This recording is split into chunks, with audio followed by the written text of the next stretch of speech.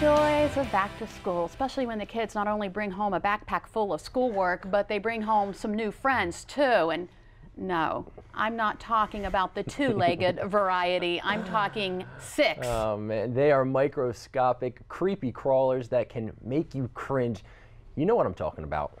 Lice. And if you've ever had an infestation to deal with, rest assured, you're not the only one. The Centers for Disease Control and Prevention reports as many as 6 to 12 million head lice infestations occur every year among children 3 to 11 years old. And Delmarva is certainly not immune. Emeritus Professor of Dermatology Dr. Mervyn Elgart says girls and women tend to get lice more often than men and boys because, well, our hair is usually longer. Dr. Elgart says lice like to be warm, and longer hair can provide that warmth. Now, as far as transmission, the CDC says head-to-head contact with an infested person is the most common way head lice is spread.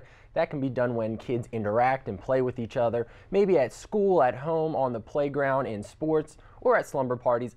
A less common form of transmission is by sharing belongings. The CDC says that includes hats, scarves, coats, combs, brushes, or towels, or maybe lying on a bed, couch, or pillow that was recently in contact with an infested person. Now, another thing you should know about head lice, it has nothing to do with personal hygiene or cleanliness.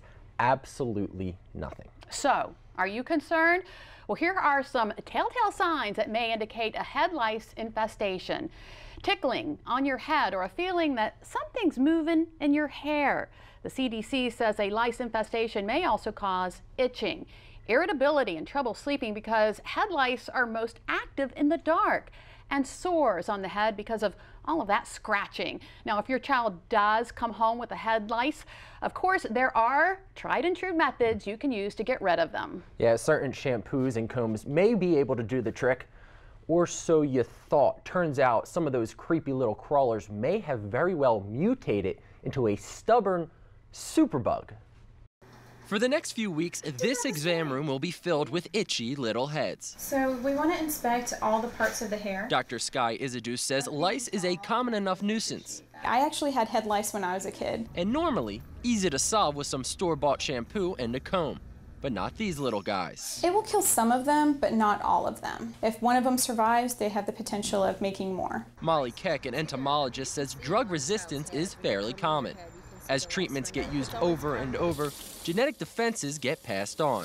For whatever reason they're not dying, they pass that trait on to their offspring, and then you have a whole population of lice that aren't affected by this treatment. Molly says a lot of lice will barely bat an eye at most over-the-counter treatments. Prescription medication will work, but with a price. Sometimes it can run you over $100. Dr. Izadou says for that reason, she still recommends trying the over-the-counter stuff. Just don't be surprised if you have a long and somewhat expensive fight on your hands. They've gotten stronger on us. Now, experts say it's a natural back and forth. Bugs and germs adapt quickly, so we have to adapt by changing the way we fight them. Right. All right. Well, maybe you want to find a more natural way to get rid of the head lice. Well, there are plenty of things you can try. According to health.com, olive oil can smother the little buggers. They supposedly suffocate when the oil gets into their breathing holes. Apply overnight under a shower cap. TopHomeRemedies.com reports tea tree oil acts as a natural insecticide. Mix it with natural shampoo and coconut or olive oil. Apply it to your head, cover it for a half an hour, and then rinse. And coconut oil may do the trick. The same website says the oil can stop lice from moving freely and ultimately multiplying.